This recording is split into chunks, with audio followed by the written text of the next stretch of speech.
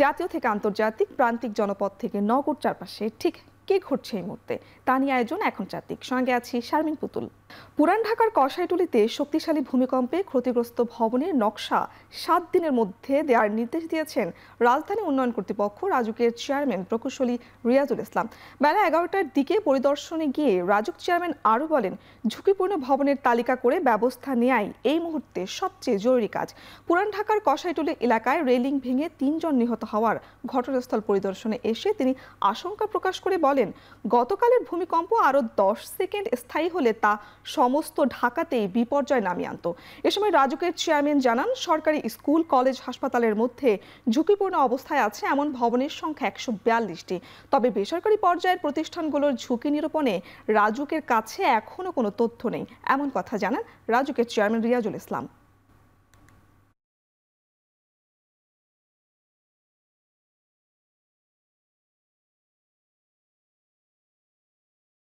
5.7 বা এই ধরনের যদি হয় বা এর থেকে যদি বেশি হয়, এবং যে সময়টা এখানে কালকে 26 সেকেন্ড ছিল, এটা যদি আর 10-15 সেকেন্ড বেশি হতো তাহলে শুধু পুরান ঢাকা না, এন্টার ঢাকার কি অবস্থা হতো ওইটা অন্য।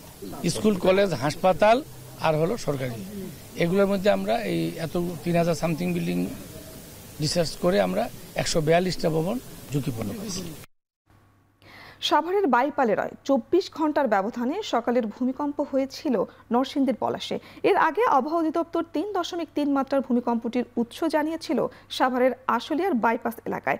বিকেল 4টার দিকে তথ্য আপডেট করে আবহাওয়া অফিস জানায়, বিশ্লেষণের সমস্যার কারণে বলা হয়েছিল মৃদু ভূমিকম্পটির উৎপত্তি স্থল ছিল বাইপাল। সকাল 10:36 12 সেকেন্ডে ভূমিকম্পটি অনুভূত হয়। রিক্টার স্কেলে এর মাত্রা 3.3।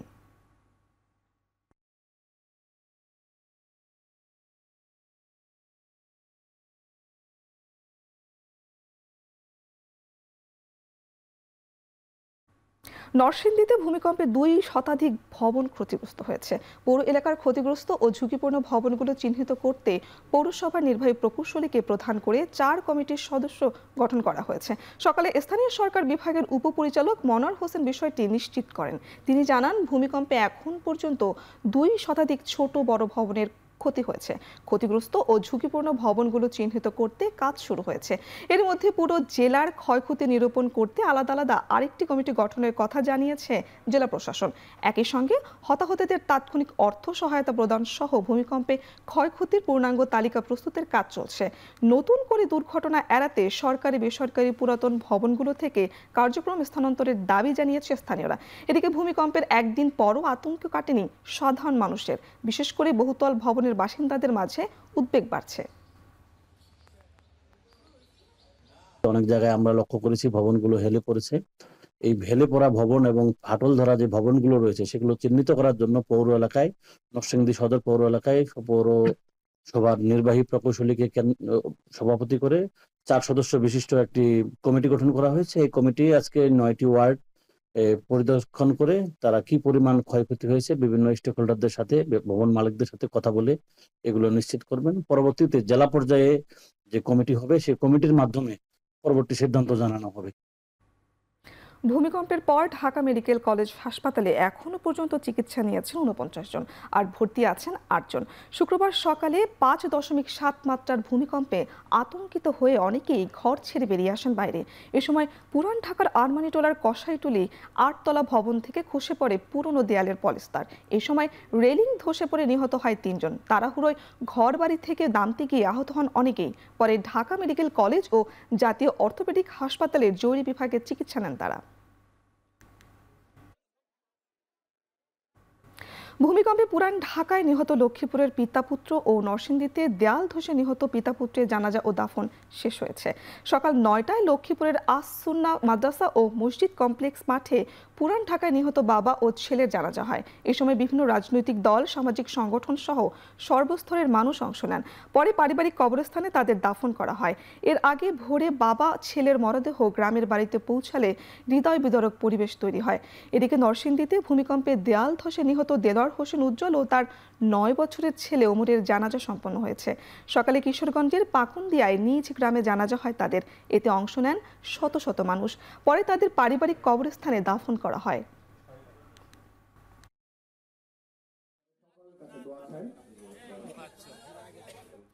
দুপুরে ডিসির কার্যালয়ে প্রায় 3 ঘন্টার বৈঠক শেষে প্রক্টর জানান, ইতোমধ্যে প্রভোস্ট এবং ইঞ্জিনিয়াররা হলগুলো পরিদর্শন করেছে। বড় কোনো ধরনের দুর্ঘটনা না হলে শঙ্কার কোনো কারণ নেই বলে জানান তারা।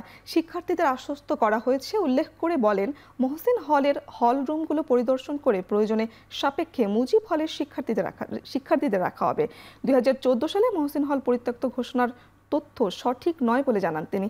এদিকে হলের প্রয়োজনীয় সংস্কার ও অনুমোদিত নতুন হলের নির্মাণ কাজ দ্রুত শুরু সহ 3 দফা দাবি জানিয়েছে মহসিন হলের শিক্ষার্থীরা।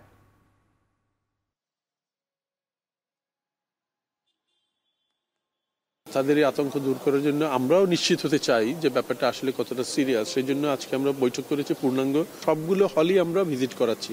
অলরেডি রোকেয়া হল এবং শামসুন হলের রিপোর্ট তারা দিয়েছেন। ওখানে কিছু ওয়ালে ওনার ফাটল দেখেছেন এবং এইগুলো কিভাবে এটা রিপেয়ার করা যায় সে মতামত দিয়েছে, সেই কাজে শুরু হয়ে যাবে। প্রধান উপদেষ্টা ডক্টর মোহাম্মদ ইউনূসের সঙ্গে দ্বিপাক্ষিক বৈঠক করেছেন ভুটানের প্রধানমন্ত্রী শেরিং তেবগে। এ সময় দুই দেশের বাণিজ্য ও পরস্পর সহযোগিতা নিয়ে আলোচনা হয়। শনিবার বিকেলে প্রধান উপদেষ্টার তেজগাঁও কার্যালয়ে এক দ্বিপাক্ষিক বৈঠকে প্রধানমন্ত্রী শেরিং তেবগে সহ অংশ নেন বাণিজ্য কৃষিমন্ত্রী সহ 13 সদস্যের প্রতিনিধি দল। প্রায় ঘণ্টা খানিকের আলোচনায় উঠে আসে দুই দেশের বিনিয়োগ সম্ভাবনা ও সহযোগিতার কথা। এর আগে দুপুরে পররাষ্ট্র বিষয়ক উপদেষ্টা এম তৌহিদ হোসেনের সঙ্গে সৌজন্য বৈঠক করেন তিনি। বৈঠকে বাংলাদেশ ও ভুটানের বিভিন্ন দ্বিপক্ষীয় ইস্যু নিয়ে আলোচনা হয়।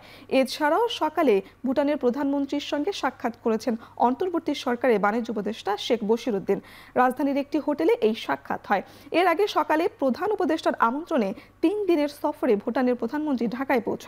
হযরত শাহজালাল আন্তর্জাতিক বিমানবন্দরে পৌঁছালে প্রধান উপদেষ্টা তাকে লাল গালিচায় সংবর্ধনা দিয়ে স্বাগত জানান।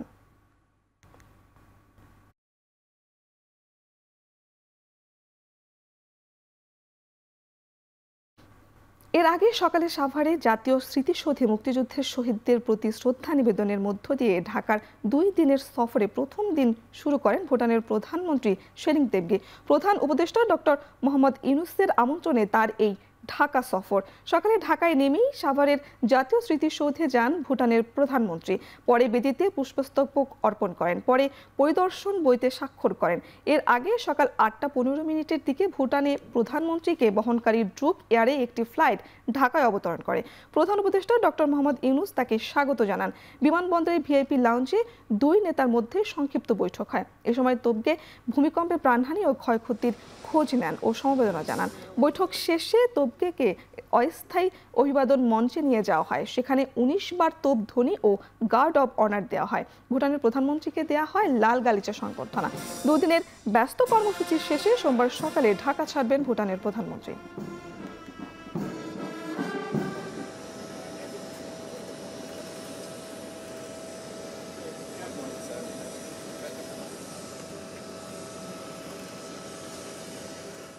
চট্টগ্রামের ফিরোজ শাহ বড় মাদ্রাসার বার্ষিক সভায় যোগ দিয়েছেন জামায়াতে ইসলামের আমির ডক্টর শফিকুর রহমান। বক্তব্য রাখছেন তিনি। সরাসরি চলে যাচ্ছে সেখানে।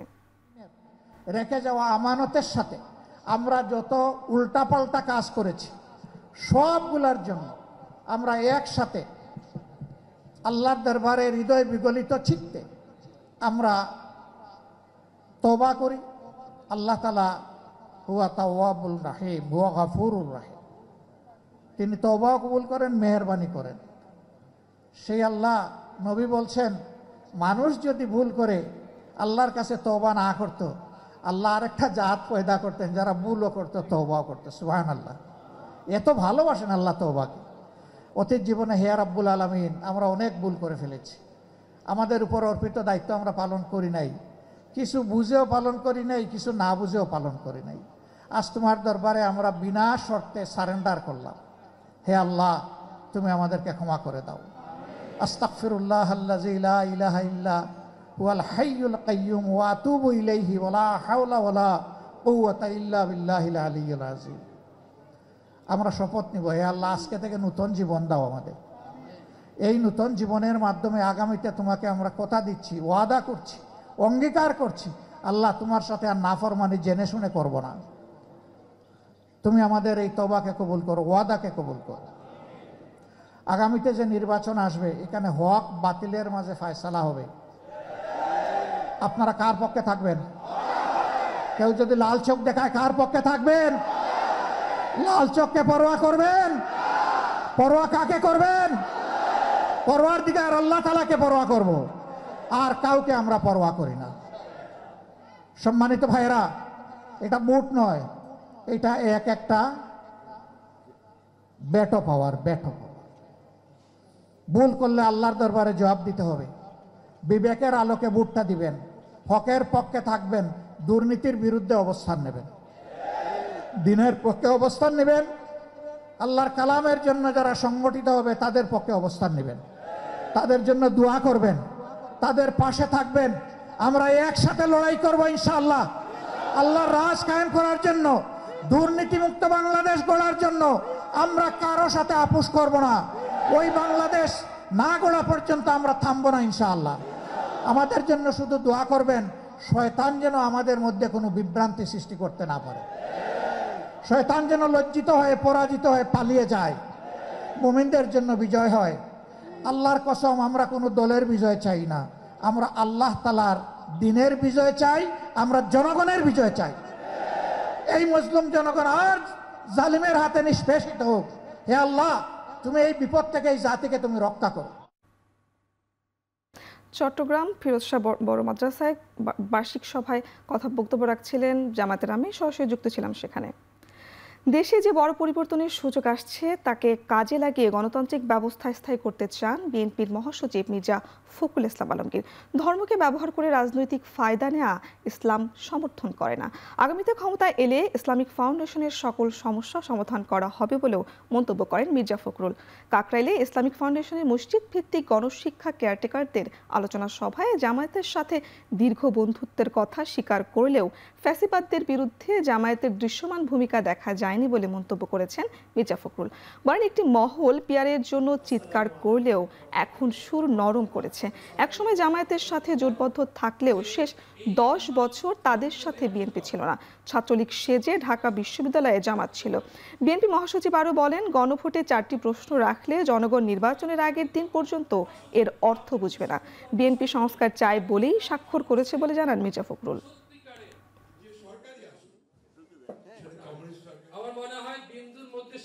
আমরা বিশ্বাস করি গণতন্ত্র যদি একটা দেশে থাকে তাহলে সকল শ্রেণী, সকল ধর্মের, সকল বর্ণের মানুষের অধিকারটাকে প্রতিষ্ঠিত করা যায়।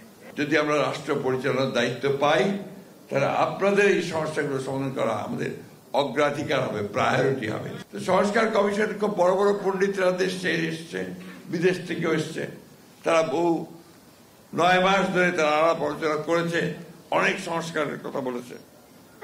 সব শেষে যেটা বলেছে ওটা আমরা বুঝি না ঠিক মতো।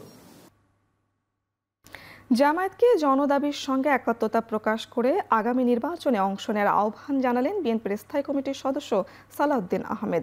দুপুরে কেন্দ্রীয় শহীদ মিনারে জাতীয়তাবাদী মুক্তিযোদ্ধা দল ও মুক্তিযুদ্ধের প্রজন্মের সমাবেশে তিনি একথা বলেন, গণঅভ্যুত্থানের মুখে আওয়ামী লীগ পলায়ন করলেও আওয়ামী লীগ ফ্যাসিবাদী শক্তির মূলোৎপাটন এখনো বাকি। তিনি আরও বলেন, আন্তর্জাতিক মানদণ্ড বজায় রেখে শেখ হাসিনার রায় ন্যায় প্রতিষ্ঠার প্রতীক। এই রায় অবশ্যই বাস্তবায়ন করতে হবে। অপরাজনীতির সংস্কৃতি পরিহার করে গণতান্ত্রিক রাজনৈতিক চর্চা জোরদার করার আহ্বান জানিয়ে তিনি বলেন, তা না হলে সুযোগ পেতে পারে পতিত আওয়ামী লীগ। রাজনৈতিক চর্চায় অন্য কোনো রাজনৈতিক দলের মতামতকে হেয় না করে বরং সম্মান জানাতে দলীয় কর্মীদের নির্দেশনা দেন তিনি। এছাড়াও 24-এর ছাত্র জনতার গণঅভ্যুত্থানকে চেতনা ব্যবসায় পরিণত না করার আহ্বান জানান বিএনপির মহাসচিব। দাবির সাথে একাত্মতা পোষণ করে নির্বাচনের মাঠে দাঁড়ান। আপনারা যখন আন্দোলনের ঘোষণা দিয়ে যমুনার সামনে অবস্থান দেওয়ার ঘোষণা দিয়ে যমুনা থেকে সরে এসে এখন গঙ্গার কিনারে দাঁড়িয়েছেন, আশা করি আপনারা ভবিষ্যতে জনগণের ময়দানে, নির্বাচনের ময়দানে অতি শিগগির আপনারা অবতরণ হবেন এবং যে সমস্ত দাবি দেওয়া আপনাদের ছিল তার পক্ষে যদি জনগণ মতামত দেয় সেই হিসাবে আপনারা ব্যবস্থা নিতে পারবেন। বর্তমান সরকারকে নির্বাচন পর্যন্ত তত্ত্বাবধায়ক সরকারের ভূমিকা পালন করার ও জাতীয় স্বার্থে দল নিরপেক্ষ হয়ে পর্যবেক্ষকের ভূমিকা পালন করার আহ্বান জানিয়েছেন বিএনপির স্থায়ী কমিটির সদস্য সালাউদ্দিন আহমেদ। এছাড়া আগামী নির্বাচনে যেন সারা পৃথিবীতে বিশ্বাসযোগ্য এবং ঐতিহাসিক নির্বাচন হিসেবে প্রতিষ্ঠা পায় এই আহ্বানও জানান তিনি। রাজধানীর একটি হোটেলে ইলেকশন অবজার্ভ সোসাইটি আয়োজিত আলোচনা সভায় কথা বলেন তিনি। ত্রয়োদশ জাতীয় সংসদ নির্বাচন গ্রহণযোগ্য ও সুষ্ঠু হবে কিনা তা নির্ভর করছে বড় রাজনৈতিক দলগুলোর সদিচ্ছার উপর বলে মনে করেন জাতীয় নাগরিক পার্টির সভাপতি মাহমুদুর রহমান মান্না। আর নির্বাচন কমিশন এখন প্রমাণ করতে পারেনি যে তারা নিরপেক্ষ, এমন অভিযোগ করেন জামায়াতে ইসলামের কেন্দ্রীয় কার্যনির্বাহী সদস্য মোবারক হোসেন। গণ অধিকার পরিষদের সাধারণ সম্পাদক রাশেদ খান বলেন, পর্যবেক্ষকদের মধ্যে আওয়ামী লীগের দোসর আছে কিনা তা খুঁজে বের করে চিহ্নিত করতে হবে। আর পর্যবেক্ষকদের নিরপেক্ষ থাকার আহ্বান জানিয়ে এনসিপির যুগ্ম আহ্বায়ক তাসনিম জারা বলেন, এবার নির্বাচনে ভোটাররা স্বতঃস্ফূর্তভাবে ভোট দিতে পারবেন। সভায় বক্তারা বলেন, আগামী নির্বাচনে সুষ্ঠু ও শান্তিপূর্ণ করতে হলে পর্যবেক্ষকদের কার্যক্রম আরও বিস্তৃত করতে হবে এবং নির্বাচন কমিশনকে এসব পর্যবেক্ষণ গুরুত্ব সহকারে বিবেচনায় নিতে হবে। আমরা একটা সংস্কারের মধ্যে আছি। আমরা একটা সাংবিধানিকভাবে সুপ্রিম কোর্টের অ্যাডভাইজারি রুল হিসেবে 106-এর মতামতের প্রেক্ষিতে একটা গঠিত অন্তর্বর্তীকালীন সরকার ব্যবস্থার মধ্যে আছি। সুতরাং এটার নেচার এবং ক্যারেক্টার, যেহেতু তত্ত্বাবধায়ক সরকারের নেচার এবং ক্যারেক্টার, সুতরাং এটাকে নিয়ে আর কোনো প্রশ্ন উত্থাপন করা আমাদের জন্য সঠিক হবে না। তা আশা করি এই সরকার এই নির্বাচন উপলক্ষে তত্ত্বাবধায়ক সরকারের ভূমিকাই পালন করবে। এটা ভারতের প্ল্যান যে স্বতন্ত্র নামে 300 আসনে আওয়ামী লীগের নেতারা নির্বাচনে অংশ নিবে এবং নির্বাচনটা বানচাল করবে। আগামী নির্বাচন বানচাল হোক, সেটি নিশ্চয়ই আমরা কেউ চাই না। ইন্টিগ্রিটির সাথে পর্যবেক্ষণটা করবেন, সততার সাথে করবেন, কোনো ধরনের প্রভাব, দল মত সেসবের প্রভাব মুক্ত হয়ে শুধুমাত্র সুষ্ঠু নির্বাচনের জন্য যে পর্যবেক্ষণ করা প্রয়োজন সেই প্রিন্সিপালটা নিয়ে আপনারা কাজ করবেন। একই দিনে গণভোট এবং সংসদ নির্বাচন অন্যতম চ্যালেঞ্জ, যা পূর্ববর্তী কোনো কমিশনকে মুখোমুখি হতে হয়নি। বিষয়টি নিয়ে আইন হয়ে গেলে ইসির প্রস্তুতি পুরোদমে শুরু হবে বলে জানিয়েছেন প্রধান নির্বাচন কমিশনার এএমএম নাসির উদ্দিন। বিকেলে রাজধানীর গুলশানে এশিয়ান নেটওয়ার্ক ফর ফ্রি ইলেকশনসের আয়োজনে নির্বাচন বিষয়ক এক কর্মশালায় তিনি একথা বলেন। এক্স্যাক্টলি ওই 4টা পয়েন্টে হ্যাঁ না বলতে হবে, এটা বুঝতেছি আমি। এটা আইনটা না হওয়া পর্যন্ত exactly what will be the language in the ballot, এটা আমি বলতে পারবো না। আই ক্যানট গ্যারান্টি যে আইনটা হলে আইনের মধ্যে বলা থাকবে এই জিনিসটা, এটার মধ্যে হ্যাঁ না করতে হবে। পোস্টাল ব্যালটের জন্য যে টাইম রিকোয়ার টু অ্যান্ড ফ্রো, ভোটারের কাছে যাওয়া এবং ভোটার ভোট দিয়ে আবার ফেরত পাঠানো, এটা ডিফিকাল্ট হয়ে যায়। এই জন্য আমরা অ্যাডভান্স ব্যালট পাঠিয়ে দেবো, এই জন্য রেজিস্ট্রেশনটা করছি। The primary requirement is that you have to be a voter. আপনাকে আগে তো এনআইডি থেকে নিয়ে আর আগে ভোটার হতে হবে। ত্রয়োদশ জাতীয় সংসদ নির্বাচনে রেকর্ড সংখ্যক আন্তর্জাতিক পর্যবেক্ষক থাকবে বলে জানিয়েছেন নির্বাচন কমিশনার আবুল ফজলে মোহাম্মদ সানাউল্লাহ। সকালে রাজধানীর হোটেল লেকশোরে Asian network for free election আয়োজিত এই কর্মশালায় তিনি একথা জানান। ইসি সানাউল্লাহ বলেন, ত্রয়োদশ সংসদ নির্বাচন হবে একটি ঐতিহাসিক নির্বাচন, যার মাধ্যমে গণতন্ত্রের পুনঃসূচনা হবে। বলেন, রেকর্ড সংখ্যক আন্তর্জাতিক পর্যবেক্ষক এই নির্বাচনে অংশ নেবে। তারা সবাই একটি ঐতিহাসিক নির্বাচনের অংশীদার হতে চান বলেও জানান তিনি। চট্টগ্রামে মানববন্ধন ও বিক্ষোভ সমাবেশ করেছেন বিএনপির মনোনয়ন বঞ্চিতদের অনুসারীরা। সকালে নগরীর সিটি গেট থেকে সীতাকুণ্ড পর্যন্ত প্রায় 40 কিলোমিটার জুড়ে এই মানববন্ধন ও বিক্ষোভ সমাবেশ করেন আসলাম চৌধুরীর অনুসারীরা। এতে যোগ দেন হাজার হাজার নেতাকর্মী। এ সময় নেতাকর্মীরা অভিযোগ করেন, আসলাম চৌধুরী দলের একজন পরীক্ষিত নেতা। বিগত সরকারের সময় 17 বছর মামলা, হামলা, নির্যাতনের মুখোমুখি হয়েছেন, জেল জুলুমের শিকারও হয়েছেন তিনি। তাকে মনোনয়ন ছাড়া দেয়া হয়নি। এছাড়া আনোয়ারে বিক্ষোভ মিছিল ও সড়ক অবরোধ করেছে লায়ন হেলাল উদ্দিনের অনুসারীরা। এ সময় কাফনের কাপড় পরে আনোয়ার বাসখালীর সড়ক অবরোধ করে শত শত নেতাকর্মীরা। এ সময় বিশেষ বিবেচনায় প্রার্থী বদলের দাবি জানান তারা। একই দাবিতে চট্টগ্রামের হাটহাজারী সরকার হাট সড়ক অবরোধ করে রেখেছে। বিক্ষোভ করেছে এস.এম. বজলুল হকের অনুসারীরাও।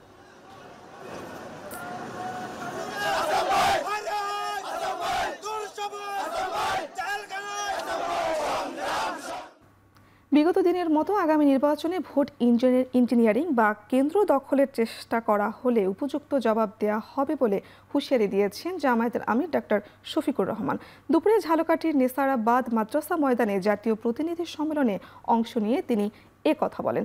একই অনুষ্ঠানে ইসলামী আন্দোলনের আমির সৈয়দ মোহাম্মদ রেজাউল করিম বলেন, আগামী নির্বাচনে একই ব্যালটে ইসলামী দলগুলো সম্মিলিতভাবে নির্বাচনে অংশ নিতে পারলে দেশের নতুন ইতিহাস রচিত হবে।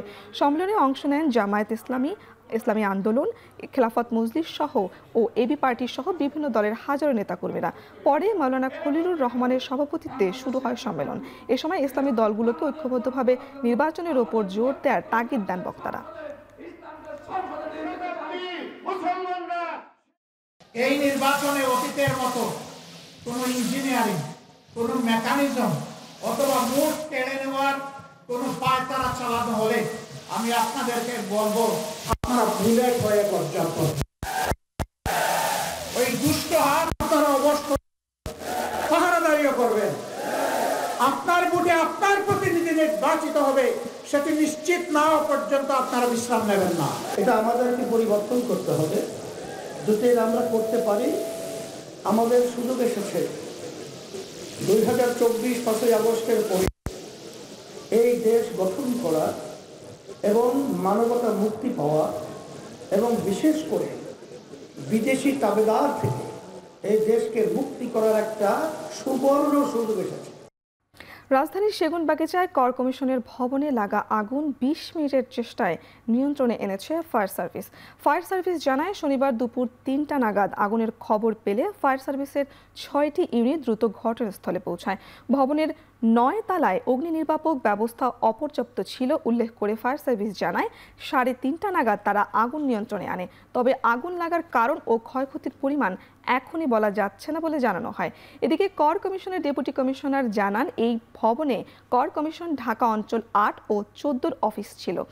থাকলে অফিসে আগুন লেগেছে ঢাকা অঞ্চল 14 304 নং সার্কেলে। গুরুত্বপূর্ণ নথি পুড়ে যাওয়ার আশঙ্কা থাকলেও নথিসমূহ অনলাইনে সংরক্ষিত আছে বলে আশ্বস্ত করেন তিনি।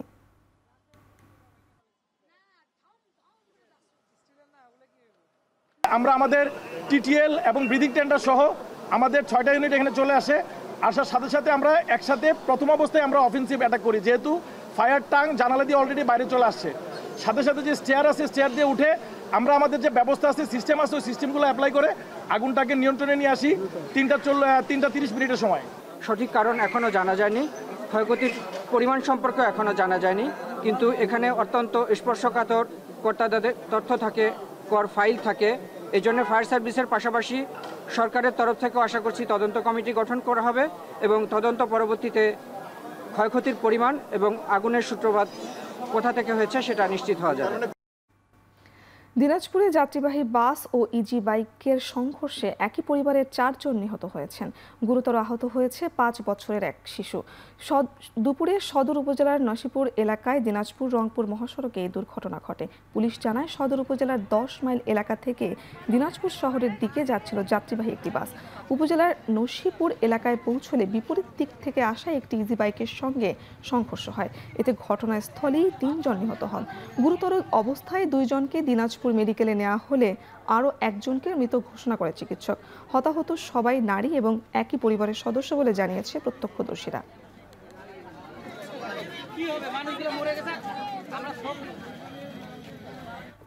সিরাজগঞ্জে হত্যা মামলায় সন্দেহভাজন এক আসামিকে আটকের পর হাসপাতালে মৃত্যু হয়েছে তার। স্বজনদের অভিযোগ, আটকের পর নির্যাতনের কারণেই এই মৃত্যু। তবে পুলিশের দাবি, শাহাদত আগে থেকেই শ্বাসকষ্টে ভুগছিলেন। বৃহস্পতিবার রাতে একটি হত্যা মামলায় সন্দেহভাজন আসামি হিসেবে উল্লাপাড়া থেকে শাহাদত হোসেনকে আটক করে জেলা গোয়েন্দা পুলিশ। শুক্রবার বিকেলের দিকে শাহাদত অসুস্থ হয়ে পড়লে তাকে সিরাজগঞ্জ জেনারেল হাসপাতালে ভর্তি করেন ডিবি সদস্যরা। সেখানে চিকিৎসাধীন অবস্থায় তার মৃত্যু হয়। হাসপাতাল কর্তৃপক্ষ বলছে, ফিজিক্যাল অ্যাসল্ট অবস্থায় শাহাদাতকে হাসপাতালে আনে পুলিশ সদস্যরা। ভর্তি করার কিছুক্ষণ পর তিনি মারা যান। নিহতর হাত ও পায়ে আঘাতের চিহ্ন রয়েছে। শাহাদাতের মৃত্যুতে পরিবারের অভিযোগ, ডিবি হেফাজতে শারীরিকভাবে নির্যাতনের কারণে তার মৃত্যু হয়েছে। তবে পুলিশের দাবি, হত্যা মামলায় শাহাদাতকে সন্দেহভাজন হিসেবে আটক করা হলেও জিজ্ঞাসাবাদের এক পর্যায়ে তিনি অসুস্থ হয়ে পড়েন। তারপরেই তাকে ভর্তি করা হয় হাসপাতালে। প্রকৃত কারণ উদ্ঘাটনের তদন্ত করা হচ্ছে। আমার বার কি কেস আমার কালো কোন কি অপরাধ, কয় অটো চুরি করছে, দিগলে অটো চুরি করছে, বলে বাদি কেটো, কয় বাদি কেউ না। আসলে সময় আমাকে কাছে টিয়া দেন 5 লাখ, বললাম স্যার আমাকে গোষ্ঠী ধরে বেচলেও আমি অতটা পাবো না।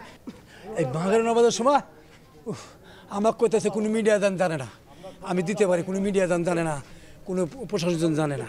বেরিয়েছেন হাতে মনে আঙুল মনে আছে কি না আছে নর্মাল করতেছে। আমার কি মনে হলো যে ফ্র্যাকচার আছে, আবার এখানে আপনার ব্যান্ডেজ করাও আছে, হয়তো ইমার্জেন্সি থেকে ব্যান্ডেজটা করে দিছে। আর পায়ের যে আঙ্গুলিতে ওখানে একটা আঘাত আছে আমরা দেখছি। আমরা আরও বিশদ তদন্ত করব। আর যে বিষয়টা বললেন যে পরিবার যে অভিযোগ দিয়েছে বিভিন্নভাবে বিভিন্নজন তো অনেক কিছু হয়তো বলবে, সব কিছু তো আমরা এখন প্রাথমিক পর্যায়ে আছি। আমরা বিস্তারিত তদন্ত সাপেক্ষে অবশ্যই আপনাদেরকে পূর্ণাঙ্গ চিত্র জানাতে পারবো। তেজগাঁওয়ের বিএফ শাহীন হলে অনুষ্ঠিত হয়ে গেল খেতাবপ্রাপ্ত বিমান বাহিনীর মুক্তিযোদ্ধা ও কিলো ফ্লাইটের সদস্যদের সংবর্ধনা অনুষ্ঠান। এদিন উপস্থিত ছিলেন মুক্তিযোদ্ধা ও তাদের উত্তরাধিকারী এবং কিলো ফ্লাইটের সদস্যরা। সশস্ত্র বাহিনী দিবস উপলক্ষে মোট 34 জনকে সংবর্ধনা প্রদান করা হয়।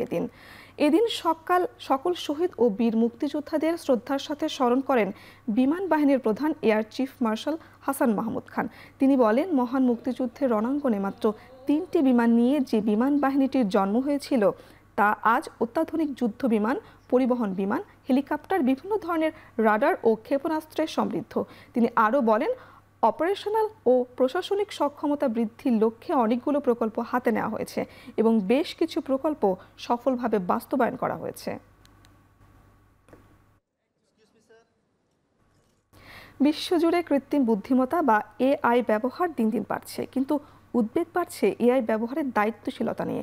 ইন্টারনেট জুড়ে ছড়িয়ে পড়ছে অসংখ্য ভুয়া ভিডিও, তথ্য। তাই এসব নিয়ে চট্টগ্রামে অনুষ্ঠিত হলো অনলাইন প্রফেশনালদের সবচেয়ে বড় সামিট। দিনব্যাপী এই সামিটে যোগ দেন প্রায় 500 অনলাইন উদ্যোক্তা সহ সংশ্লিষ্টরা। এছাড়া আউটসোর্সিং উদ্যোক্তা ও অনলাইন ভিত্তিক নানা রকম প্ল্যাটফর্মের কর্মীরা সামিটে যোগ দেন। এ সময় বক্তারা বলেন, এআই প্রযুক্তির ভবিষ্যৎ, উৎকর্ষ ও অনলাইন ব্যবহারের ক্ষেত্রে আগামী দিনের চ্যালেঞ্জ তুলে ধরেন। বলেন, এআই ব্যবহার বৃদ্ধি পেলে বাড়বে বেকারের সংখ্যা। অনলাইন উদ্যোক্তা ও কর্মীদের অনেকে আশঙ্কা করেন চাকরি হারানোর। বক্তারা বলেন, প্রযুক্তিকে জনসেবায় ব্যবহার করার বদলে অনেক সময় অপব্যবহারের প্রবণতা দেখা যায়। ভুয়া ছবি এবং ভিডিও তৈরি করে বিভ্রান্তি ছড়ানো নিয়েও শঙ্কার কথা জানান সংশ্লিষ্টরা।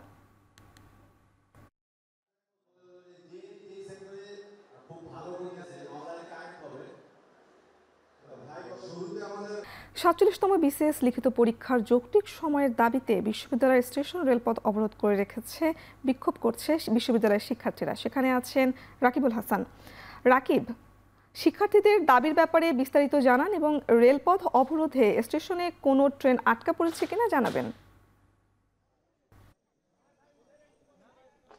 পুতুল, আসলে 47তম বিসিএস পরীক্ষার যে লিখিত পরীক্ষার যে তারিখ নির্ধারণ করা হয়েছে 27 নভেম্বর, সেটির প্রতিবাদে মূলত আসলে তারা বিক্ষোভ করছে এবং তারা বলছেন যে যৌক্তিক একটি তারিখ তাদেরকে দিতে হবে। তারা এখানে আমরা দেখলাম যে স্লোগানে বলছিল যে বিগত যে পরীক্ষাগুলো হয়েছে পিএসসি সেখানে 6 মাস থেকে শুরু করে 9 মাস, কোনো কোনো ক্ষেত্রে তারও বেশি সময় দিয়েছে লিখিত পরীক্ষার, কিন্তু এবারে সেটি 2 মাসেরও কম সময় দেওয়ার কারণে তারা এই বিক্ষোভটি করেছেন এবং তারা বলছেন যে দীর্ঘ সময় থেকে তারা শান্তিপূর্ণ আন্দোলন করে আসছিল, কিন্তু পিএসসি এবং মন্ত্রণালয় কোনোভাবে এইটিকে আসলে কর্ণপাত না করায় তারা কিন্তু এই আন্দোলনে আসলে আসতে বাধ্য হয়েছে। এবং আমরা দেখলাম যে প্রায় 2 ঘন্টার বেশি সময় ধরে কিন্তু তারা রাজশাহী বিশ্ববিদ্যালয়ের যে স্টেশন রয়েছে সেখানে রেলপথ অবরোধ করেছে এবং এই ঘটনায় রাজশাহী থেকে ছেড়ে যাওয়া পাবনার উদ্দেশ্যে ঢালারচর এবং ঢাকার উদ্দেশ্যে যে পদ্মা এক্সপ্রেস ট্রেনটি 4টার সময় ছেড়ে যেত, সেই দুটো ট্রেনই এখন রাজশাহী স্টেশনে আটকা পড়ে আছে, যার কারণে যে যাত্রীরা আছে সেই যাত্রীরা ভোগান্তিতে পড়েছেন এবং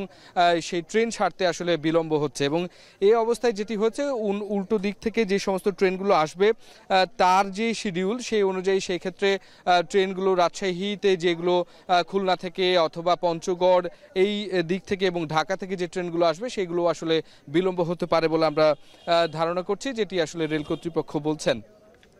এই অবস্থাতে তারা যেটি বলছে এখন পর্যন্ত তাদের সাথে যে স্টেশন থেকে যোগাযোগ করা হচ্ছে সেক্ষেত্রে তারা যেটি বলবেন যে এই বিষয়ে মন্ত্রণালয়ে যোগাযোগ করে এটির একটি আশ্বস্ত হলে যে এই পরীক্ষা পেছানো হবে অথবা যৌক্তিক একটি সময় দেয়া হবে প্রস্তুতির, তবেই তারা আসলে এখান থেকে উঠবেন। তাছাড়া তাদের এই যে কর্মসূচি সেটি অব্যাহত থাকবে এবং তারা এখানে অবস্থান করবেন বলেও কিছুক্ষণ আগে এখানে ঘোষণা এসেছে। আমরা দেখছিলাম যে একেবারে দুপুর 3টা সোয়া 3টার দিকে বিশ্ববিদ্যালয়ের বুদ্ধিজীবী চত্বরে তারা প্রথমে একত্রিত হয় যারা বিশ্ববিদ্যালয় থেকে বিসিএস 47তম বিসিএস এর লিখিত পরীক্ষায় অংশগ্রহণ করবে। পরবর্তীতে সেখান থেকে একটি বিক্ষোভ মিছিল বের করা হয়। বিক্ষোভ মিছিলটি বিশ্ববিদ্যালয়ের বিভিন্ন সড়ক প্রদক্ষিণ শেষে বিশ্ববিদ্যালয়ে যে এই রেল স্টেশন রয়েছে সেখানে আসার পরে এখানে বিক্ষোভ করে তারা এবং তারা তাদের দাবিগুলো জানায় এবং দাবিগুলো জানানোর পাশাপাশি পুতুল আমরা যেটি লক্ষ্য করেছি যে তারা তাদের যে এই 47তম বিসিএস এ অংশগ্রহণের জন্য যে প্রবেশপত্র সেটিও তারা এখানে পুড়িয়েছেন এবং তারা বলছেন যে এই বিষয়টি এর আগে কখনো হয়নি, যেটি এত দ্রুত সময়ে এত মূল্যবান একটি পরীক্ষা যেটি কোনোভাবে আসলে যৌক্তিক নয় বলে তারা দাবি করছেন এবং তারা বলছেন যে পিএসসি মানে দ্রুতই যেন এই বিষয়ে একটি সিদ্ধান্ত তাদেরকে জানায় এবং দ্রুত সময়ের মধ্যে যে যৌক্তিক যে সময় সেটি আসলে দেওয়ার দাবিও করেছেন। অন্যদিকে তারা কিন্তু তাদের ব্যানারে লিখেছেন যে এই আন্দোলন নিয়ে শিক্ষার্থীদের যে শান্তিপূর্ণ আন্দোলন ছিল ঢাকায় সেটি নিয়ে এখনও কেন্দ্রীয় শহীদ মিনারে অনশনে আছেন শিক্ষার্থীরা, সেইটিকে আসলে কোনোভাবেই আসলে পাত্তা দেয়নি পিএসসি এবং সেটিতে তারা ক্ষুব্ধ হচ্ছেন। একই সাথে এই ঘটনায় যে শিক্ষার্থীদের উপর পুলিশের যে হামলা হয়েছে সেই হামলারও তীব্র নিন্দা জানানো হয়েছে এখান থেকে। সুতরাং আমরা এখন যেটি আসলে লক্ষ্য করছি যে এই ঘটনায় সবচেয়ে বেশি ভোগান্তিতে পড়েছেন রাজশাহী স্টেশন থেকে ছেড়ে যাওয়া যে দুটো ট্রেনের যাত্রীরা রয়েছেন তারা দীর্ঘক্ষণ অপেক্ষা করছেন এবং তারা অপেক্ষায় আছেন কখন আসলে শিক্ষার্থীরা এই পথ ছাড়বে এবং এখান দিয়ে তারা যেতে পারবেন। তো পুতুল, এই ছিল রাজশাহী বিশ্ববিদ্যালয়ের এই রেলপথ অবরোধের আমার কাছে সর্বশেষ। 47তম বিসিএস লিখিত পরীক্ষার যৌক্তিক সময়ের দাবিতে বিশ্ববিদ্যালয় স্টেশন রেলপথের অবরোধের খবর জানাচ্ছিলেন রাকিবুল হাসান। তরুণ প্রজন্মকে মাদকসহ অপরাধ কর্মকাণ্ড থেকে দূরে রাখতে টাঙ্গাইলে অনুষ্ঠিত হয়েছে 15 কিলোমিটার হাফ ম্যারাথন প্রতিযোগিতা। এতে অংশ নিয়েছে দেশের বিভিন্ন জেলার 3.5 শতাধিক প্রতিযোগী। শনিবার সকালে জেলার ধনবাড়িতে স্বেচ্ছাসেবী সংগঠন স্পোর্টস লাভার্স অ্যাসোসিয়েশনের 3য় প্রতিষ্ঠাবার্ষিকী উপলক্ষে আয়োজিত ম্যারাথনের উদ্বোধন করেন বিএনপির জাতীয় নির্বাহী কমিটির সদস্য ফকির মাহবুব আলম স্বপন। অংশগ্রহণকারীরা বলছে তরুণ প্রজন্মকে মুঠোফোন, অবাধ ইন্টারনেট ব্যবহার, মাদক অপরাধ সহ কর্মকাণ্ড থেকে দূরে রাখতে এমন আয়োজন। আয়োজকরা জানান সমাজ থেকে মাদক সন্ত্রাস দূর করতে প্রতি বছরই এসব অনুষ্ঠানের আয়োজন করা হয়। এছাড়াও সন্ধ্যায় মনোজ্ঞ সংস্কৃতি অনুষ্ঠানের আয়োজন করা হয়েছে।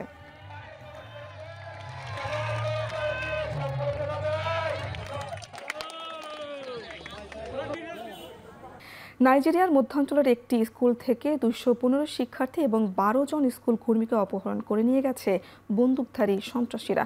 নাইজেরিয়ার খ্রিস্টান অ্যাসোসিয়েশন জানায় স্থানীয় সময় শনিবার ভোরে অভিযান চালিয়ে শিক্ষার্থী ও কর্মচারীদের অপহরণ করা হয়। পুলিশ জানিয়েছে শুক্রবার রাত 2টার দিকে সন্ত্রাসীরা সেন্ট ম্যারি স্কুলে হামলা চালায়। চলতি সপ্তাহে দেশটিতে দ্বিতীয়বার কোনো স্কুলে গণ অপহরণের ঘটনা ঘটেছে। এর আগে প্রতিবেশী কেব্বি রাজ্যের একটি স্কুল থেকে 20 জন স্কুল ছাত্রীকে অপহরণ করা হয়। আগামী বছর নতুন একটি আন্তর্জাতিক টুর্নামেন্ট চালুর ঘোষণা দিয়েছে ফিফা, যার নাম রাখা হয়েছে ফিফা সিরিজ 2026। আগামী বছর মার্চ ও এপ্রিলের আন্তর্জাতিক বিরতিতে এই টুর্নামেন্ট মাঠে গড়াবে, যেখানে পুরুষ ও নারী জাতীয় দলগুলো অংশ নেবে। ফুটবলে তুলনামূলক কম পরিচিত ও দুর্বল শক্তির দেশগুলোর উন্নয়ন ত্বরান্বিত করতেই এই টুর্নামেন্ট আয়োজন করতে চায় বলে জানিয়েছে ফিফা। নারী দলগুলোকে নিয়ে আয়োজন করা ফিফা সিরিজ ব্রাজিল, থাইল্যান্ড ও আইভরি কোস্টে অনুষ্ঠিত হবে। অন্যদিকে পুরুষ দলগুলোর ফিফা সিরিজ আয়োজিত হবে Australia, Azerbaijan, Indonesia, Kazakhstan, Mauritius, Puerto Rico, Rwanda ও উজবেকিস্তানে। এই প্রতিযোগিতাগুলোতে ভিন্ন ভিন্ন মহাদেশীয় সংস্থার দেশগুলোকে প্রীতি ম্যাচের আকারে একে অপরের মুখোমুখি হবে, যার ফলে আন্তর্জাতিক সূচিতে নতুন ম্যাচ যোগ না করেই প্রতিযোগিতামূলক ম্যাচের মূল্যবান অভিজ্ঞতা অর্জনের সুযোগ পাবে।